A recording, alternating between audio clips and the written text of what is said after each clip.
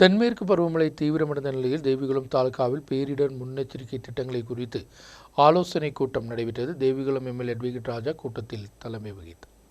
தென்மேற்கு பருவமழை தீவிரமடையும் நிலையில்தான் முன்னெச்சரிக்கையின் பாகமாக தேவிகுளம் தாலுகாவில் பேரிடர் பாதுகாப்பு திட்டங்களின் பாகமாக ஆலோசனை கூட்டம் நடைபெற்றது. பல்வேறு பிரிவில் உள்ள அதிகாரிகள், மின்சாரத்துறை உட்பட உள்ள 30க்கும் மேற்பட்டவர்கள் தான் பிரதிநிதிகளான கூட்டத்தில் பங்கெடுத்தது. அவசர காலகட்டங்களில் எவ்வாறு செயல்பட வேண்டும் என்பதை குறித்துள்ள காரியங்களும் ஆலோசிக்கப்பட்டது. கூட்டத்தில் தேவிகுளம் எம்எல்ஏ അഡ്വക്കേറ്റ് രാജ தலைமை വഹിத்தார்.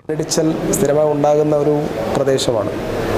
കഴിഞ്ഞ വർഷങ്ങളുടെ കണക്ക് പരിശോധിച്ചാൽ മണ്ണിടിച്ചൽ മൂലം കുറേ ആളുകളുടെ മരണം സംഭവിച്ചിട്ടുള്ളൊരു പ്രദേശം കൂടെയാണ്.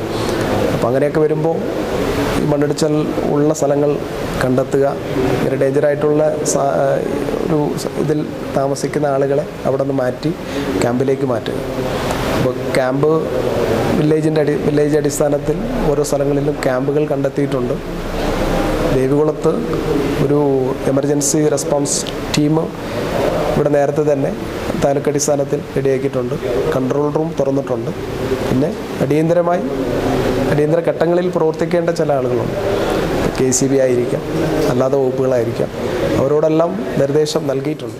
Devikulam revenue divisional office conference ஹாலில் தான் கூட்டம் நடைபெற்றது. Devikulam sub collector VM Jayakrishnan எடுத்தார். பல்வேறு துறைகள் எடுக்க வேண்டிய தேவைகள் சம்பந்தமாக கூட்டத்தில் ஆலோசிக்கப்பட்டது.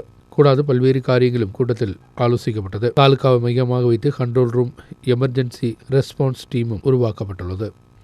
நியூஸ் பீரோ, மூனார்.